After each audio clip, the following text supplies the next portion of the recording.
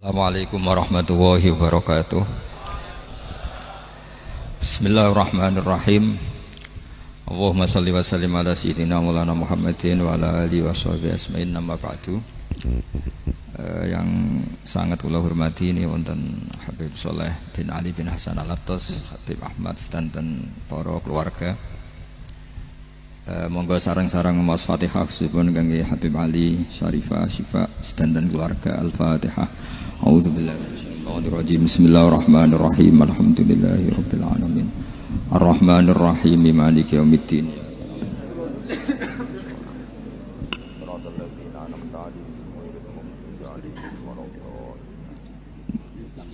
Niki ngaji pinten 20 menit. Berapa menit? 20 menit.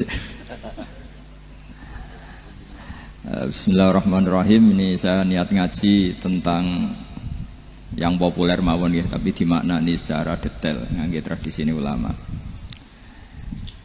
Idza matabnu adama in qata amaluhu illa min salasin shadaqatin jariyatin aw ilmin yuntafa'u bihi aw waladin sholihin yatullah.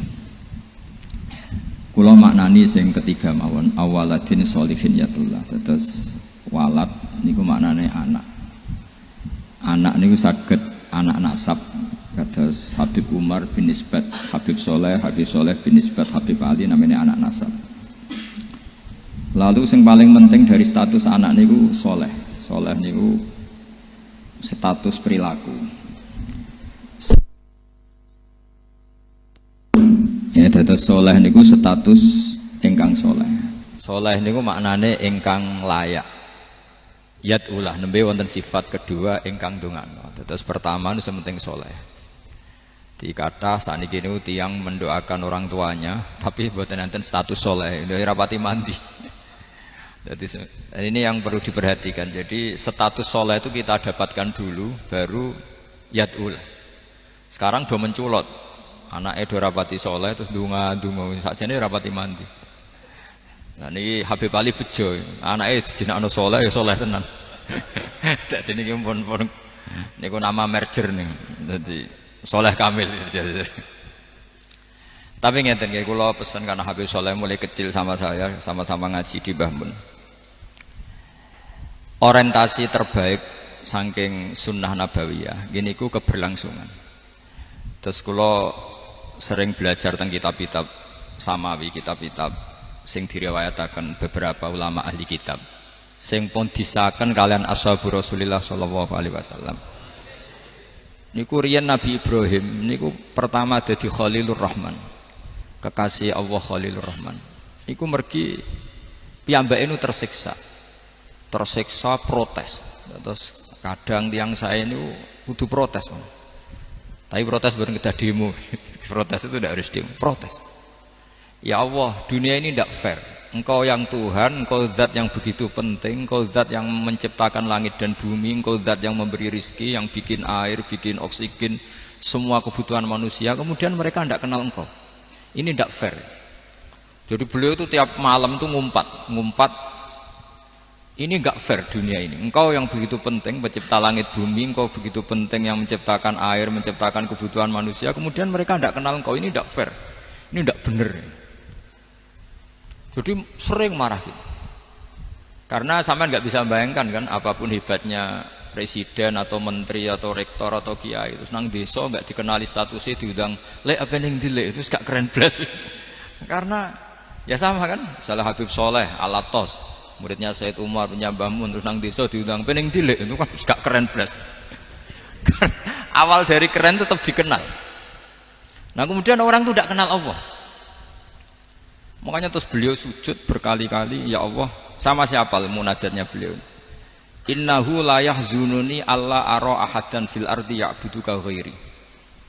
Jadi cara Kiai Sarang namanya ini innahu sak temene kelakuan la yahzunu, yektene nyusano ni ing ingsun, nyusano banget karena pakai lam taukid. Innahu sak temene kelakuan la yahzunu, yektene nyusano banget ni ing ingsun. Apa sing nyusano an? Apa sedene kelakuan la ara ora ningali ingsun fil ardi ing dalam bumi.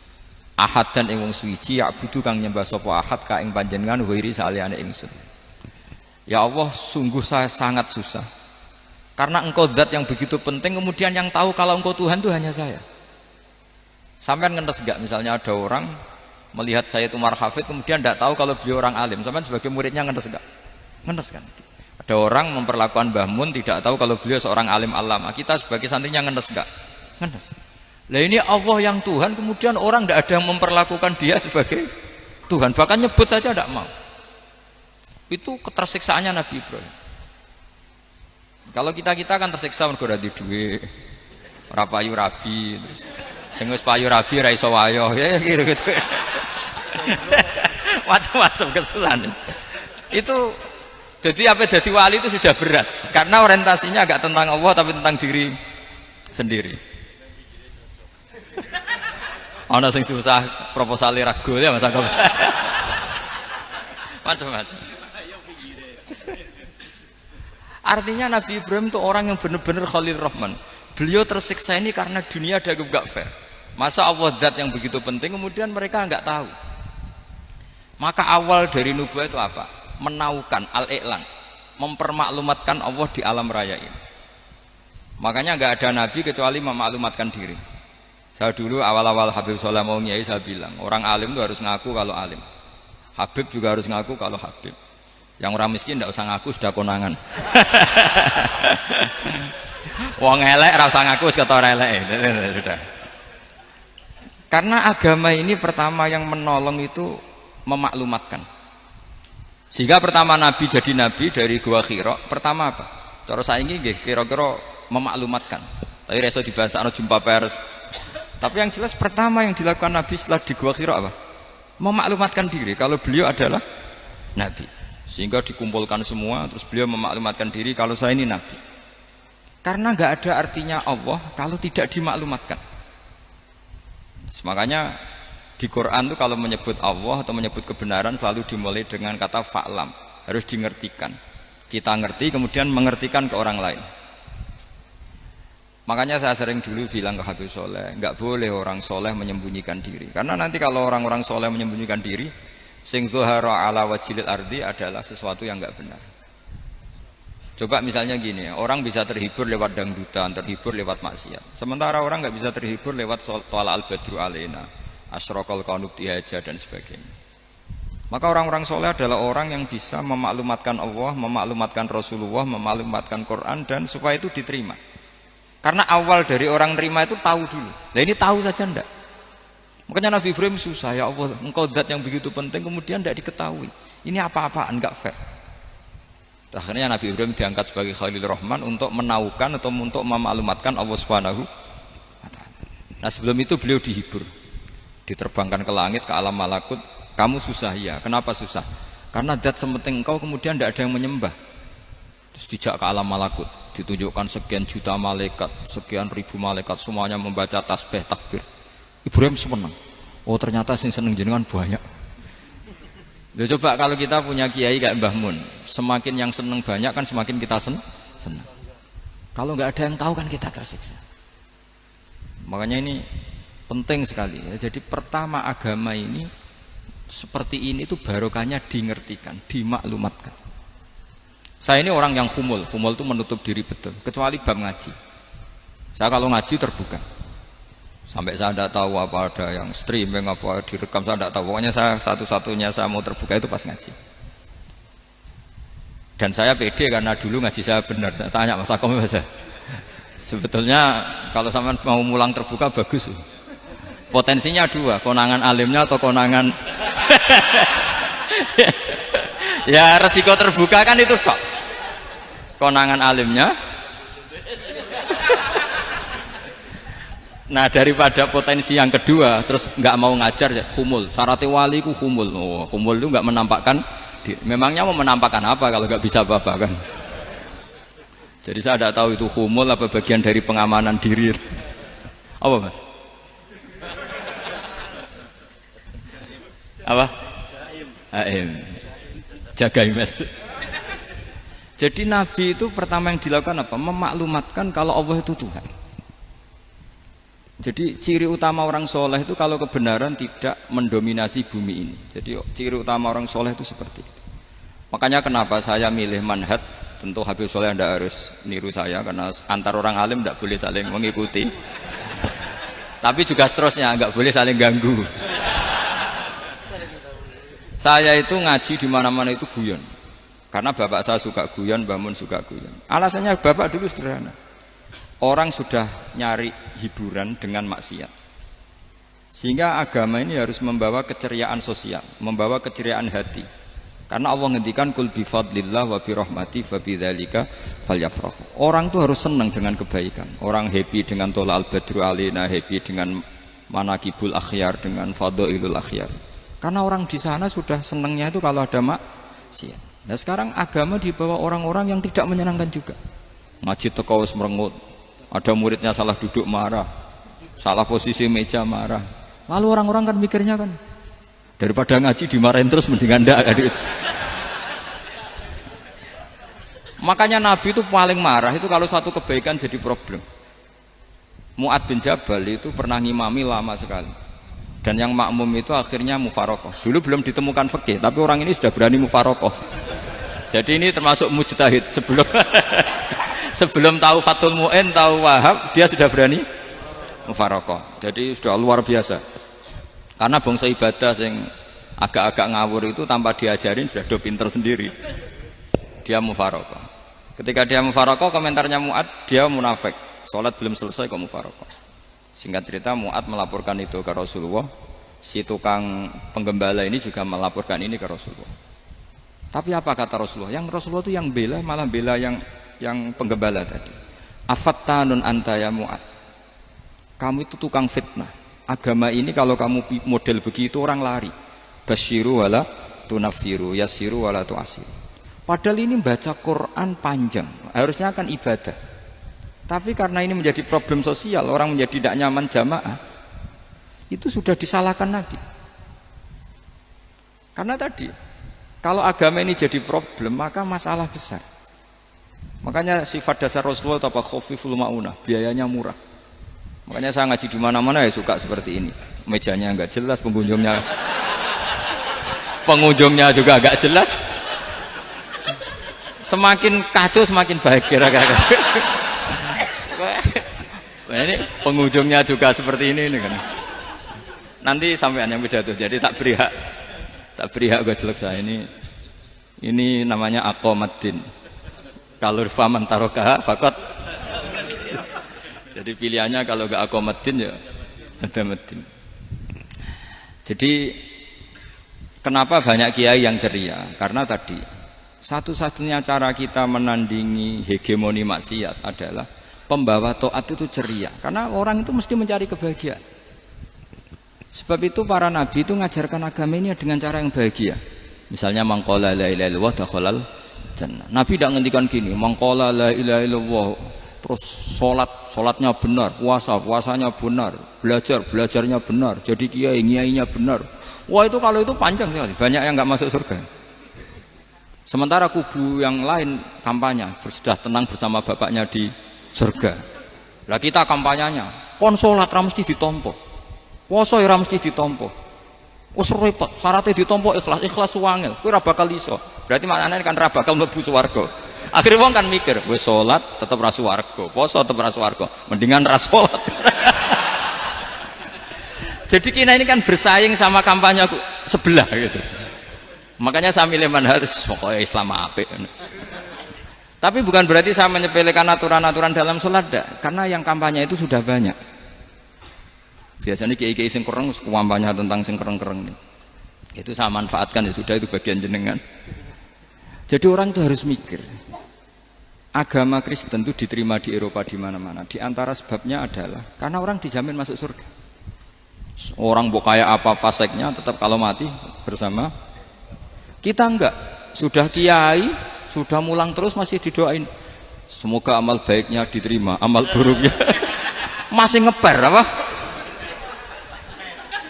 Dan itu santri saya nanti kalau ziarah saya dengan ya Allah ampuni Gus Bah ampuni. Ini kan ngenyek orang itu maksudnya. Maksudnya bukan, makanya saya pernah ketemu orang yang berfaham Wahabi. Dia nuduh kalau orang doa ke mayit itu minta sama mayit. Saya bilang, saya saja yang jadi mayatnya enggak siap. Kok bisa? doanya itu doa ngeper. Masa sama gurunya bilang gini, Allahumma in kana muhsinan fazid fi ihsani wa in kana musian. Masa gurunya ditaklek. Jadi dia tidak yakin betul kalau gurunya muhsin. Masih ditaklek, jika guru saya baik maka gini ya Allah, jika guru saya buruk maka gini. Loh, saya tuh gak pernah doain Mbah Mun gitu, tak anggap gak sopan. Jadi kalau saya berdoa, ya Allah jenengan izzihi apa ya, jenengan balas lah, izzihi anna anil muslimina khairan kasira wa antal ghafurur rahim wa anta gitu. Saya gak tega muni wa in kana musian. Jadi kayak ada sopan ya. Lo kalau aku yang mati sapi lagi tak balik malah ingkana musian malah ada terusannya bahwa kadalik. Jadi makanya mereka kan sering pakai dalil, andai kan tradisi itu benar maka yang paling pertama melakukan itu sahabat. Selalu mereka berargumentasi kalau itu tradisi yang benar maka pertama yang melakukan itu sahabat. Ya gak mungkin sahabat masa bilang ke Nabi ingkana bisa kafir berat kan? Masa kesolehannya lu andai kan Abdul Qadir wafat di mana ini ngomongin? Beduk. Saya tidak akan berdoa seperti itu. Oh bisa marah Abdul Qadir Jailani. Masa kesalahan beliau di ingkana musinan sama ingkana musian. Jadi orang tuh harus mikir. Jadi saya dengan bukan berarti Gus Bak bid'ah menciptakan doa baru. Ini bukan urusan menciptakan. Orang yang punya sopan spontan seperti itu ini. Ini bukan urusan modifikasi doa Anda. Makanya kenapa para nabi itu tidak disolati dengan cara seperti itu. Langsung assalamualaikum ya Rasulullah, assalamualaikum ya Abu Bakrin, assalamualaikum ya Umar. Enggak mungkin kita mengatakan ya Abu Bakrin, ya Allah ingkana. Masa Abu Bakar diingkana? Kalau dia bukan kalau beliau ashabu Rasulillah pasti orang Sayyid itu dzurriyyatu Rasulillah pasti al-tahirin al-mutahhari. Guru-guru kita ini guru-guru kita. Jadi tolong doa itu. Nah, kalau terpaksa doa wa in kana musian, anggap saja hafalnya hanya itu, tapi jangan dijiwai apa? Jangan apa? Dijiwai. Kalau ditanya, "Lho Gus ini orang soleh kok doanya wa in kana musian?" Itu kan guru jenengan. Apalku ikut tok. Tapi ora usah dimaknani apa? Karena sekali dimaknani nanti kan. Jadi ini urusan etika, urusan rasa. Saya teruskan ya. Karena jadi saya mohon sekali, apa-apa itu ada aturannya. Ada aturannya. Ya tentu kita ikut masal saja. Semua selain Nabi, selain para wali kita nggak apa-apa doa Allahumma in kana musinan wa in kana musian. Tapi di hati kita sebetulnya ketika mengatakan in kana musian itu coro Jawa hanya rapalan. Rapalan itu ya sudah ngomong saja, tapi nggak usah apa? Nggak usah dijiwai ya. Yang dijiwai kita adalah sifat ghafurnya Allah. Bukan status mayitnya, tapi sifat ghafurnya Allah. Karena kata musik itu kan nggak nyaman. Makanya Nabi itu hebatnya Nabi, ya tentu karena bentukan Allah Subhanahu wa taala. Adabani Rabbi fa ahsana ta'dibi. Itu kalau nyifati tentang keburukan orang mukmin itu diikutkan sifat ghafurnya Allah. Jadi misalnya gini, kalimatnya liyukaffirawwahu anhum aswa alladzi amil. Atau sebagian ayat misalnya wa yukaffiru anhum sayiatihim. Jadi sebetulnya kalau terpaksa mengatakan orang itu buruk, itu sebenarnya dari Allah dulu kita mengatakan Allah itu zat saking baiknya itu mengampuni salahnya seseorang. Jadi nyifati Allah dulu, Allah saking baiknya itu mengampuni salahnya orang-orang baik. Karena orang-orang baik juga manusia, Ustadz juga. Tapi lebih ke nyifati ke Allahnya. Kalau kita kan enggak, lebih tertarik nyifati mayitnya. Sehingga kita di hati itu mayit kira tak jalono sepuro tuntas kayak gitu. Jadi kalau di Quran tidak seperti itu. Jadi kita lebih mensifati Allah itu Ghafur, Afuwun Karim. Makanya seperti doa-doa kita kalau Ramadan begini, Allahumma innaka afuwun karim tuhibbul afwa, baru bakas fa'fu anna. Jadi ada aturannya. Meskipun ilmu ini agak jelimet, tapi bagi ahlinya ini ma'ruf. Kalau sampean nggak paham berarti nggak ahlinya. Jadi ilmu ini agak jelimet, tapi ma'ruf. Nah, sehingga Rasulullah kalau kita meyakini syafaat Rasulullah SAW, Itu cara berpikir harus kita balik. Misalnya begini, wong Islam nakale ngono, penggaweane maksiat kok disafaati Kanjeng Nabi kurang penggawean. Caranya berpikir jangan gitu. Kalau gitu kowe mari mangkel, wong nakale ngono kok untuk syafaati Kanjeng. Tapi cara berpikir gini, syafaatu Rasulillah itu wasi'ah, luas sekali. Syafaatu Rasulillah ghairu munhasirah, tidak terbatas. Syafaatu Rasulillah itu lebih sakti ketimbang dosanya umatnya. Semua ulama dulu kalau nyifati Allah juga gitu. Allahumma misalnya, maghfiratuka awsa'u min dzunubina. Ya, yang misalnya yang pakai mutakalim ya Allahumma maghfiratuka awsa'u min dzunubi wa rahmatuka arja inti min amali. Jadi jangan kitanya dulu. Kalau kitanya dulu kan nyifati kita dosa banyak. Itu sama ndak usah ngaku sudah tahu semua. Tapi nyifati pertamanya apa? Allahumma maghfiratuka awsa'u min dzunubi wa rahmatuka arja inti min amali. Sehingga dari nyifati maghfiratullah yang wasi'ah, yang tidak terbatas, kemudian kita sah mengatakan bahwa ahlul maksiat pun mungkin atau berhak dapat ampunan. Sama, syafa'atu Rasulillah itu ghairu munhasirah, syafa'atu Rasulillah itu wasi'ah. Sehingga sahlah riwayat syafa'ati li ahlil kabair min ummah. Itu bukan menyangkut melegalkan kabirah, bukan menyangkut mengesahkan orang Islam dosa besar, karena nanti dapat syafaatnya Rasul. Cara berpikir jangan gitu. Nanti kamu mentasjek, memberanikan orang melakukan maksiat berdasar iktimat syafaati Rasulillah. Itu jangan gitu cara berpikir, dibalik apa? Syafa'atu Rasulullah awsa'u wa awsa'u. Sangat luas. Sehingga saking luasnya sampai yang tukang maksiat saja kebagian. Sama, rahmatnya Allah Ta'ala itu wasi'ah. Rizkinya Allah ya wasi, sampai wong nganggur ya iso mangan ngono. Lah begitu juga rahmati Allah Taala itu wasiah, sampai wong sing sumpek utange akeh ya iso guyu ngono.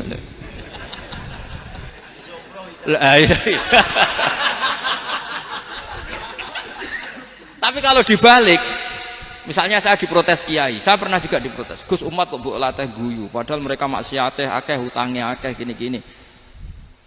Karena kamu menyifati orangnya. Kalau menyifati orang ini sampean guyu haram. Utang jatuh tempo, sampean gak mikir dosa ndak? Dosa. Jadi kiai muridnya goblok kok kiai ini kurang tahajud, itu ya dosa. Jadi kiai kok muridnya goblok tenang wae. Sementing untuk sowanan, itu amatir ya gini. Mestinya cara berpikir dibalik. Rahmatullah wasi'ah, rizquhu ya wasi', fadluhu wasi'. Sampai wong sumpek wae iso guyu. Sehingga kita ini sudah objek. Loh, kita ini tidak subjek. Di alam raya ini kita tidak subjek, tapi apa? Objek. Makanya saya berkali-kali mengatakan, mbok kayak apa sumpeknya kita, tetap wong iso guyu. Karena apa? Allah mensifati dirinya wa annahu wa adhaka wa abka. Allah itu adhaka, zat yang memberi orang iso guyu. Wa abka lan zat sing maringi wong iso nangis. Karena sifatnya Allah Ta'ala pasti nafidah, sifatnya Allah Ta'ala pasti terjadi. Dan kita objek. Makanya wong sumpek utange akeh, bojo ora percaya, tangga ora percaya, nak guyu banter-banter. Karena Allah ku adhaka, zat sing maringi guyu. Wa abka, sudah presiden, sudah gubernur, sudah menteri, nak Allah kepengin nangis no yo nangis. Coba ngeluhnya apa kalau misalnya jenengan seorang mantan presiden atau mantan gubernur, kadang anaknya calonan RT mbok menang bondak. Ngeluhnya apa orang alim, misalnya alim alama, anaknya mau jadi jurumiyah raiso, susah. Kaya raya anaknya jadi pasien, susah. Allah punya cara untuk abega, untuk bikin orang nangis. Nah karena kita ini objek, pasti sesumpek apapun orang yang bisa tertawa ya bisa nangis. Makanya banyak ulama yang nggak terlalu serius mikir agama ini, bukan karena dablek, enggak, karena Allah mensifati dirinya Al-Hadi, yang memberi petunjuk. Kita gak ditunggoni Kanjeng Nabi, gak ditunggoni Wali Songo, gak ditunggoni para alawin yang dulu, gak ditunggoni Habib-Habib yang kayak Said Abdul Al-Haddad. Tapi karena Allah itu Al-Hadi, yang memberi petunjuk, dan sifatnya Allah Ta'ala la budda wa ayat entakuna nafidah. Sifatnya Allah pasti nafidah. Amerika kayak apa liberalnya, sekarang trennya juga banyak yang masuk Islam. Kampung-kampung pedalaman gak ada kiainya, cukup mudin. Kadang membawa agama itu orang yang ke situ mau nyari kayu. Orang yang di pedalaman Kalimantan, Sulawesi itu pertama itu nyari kayu, tapi bawaan hidayat, lama-lama bikin masjid. Saya pernah di Korea, ke sana orang nyari uang, niatnya juga nyari uang, tapi akhirnya tersiksa kalau enggak bikin masjid. Karena apa? Karena Allah itu Al-Hadi, zat yang memberi petunjuk. Maka kamu tidak usah khawatir, agama ini pasti jalan ila yaumil qiyamah, karena Allah Al-Hadi. Sama mbok kamu umat mbok weden-wedeni kowe ku amalan ora mesti ditampa, nek ora ditampa mlebu neraka. Ngono mulai ngaji ya tenang ae, tenang santai.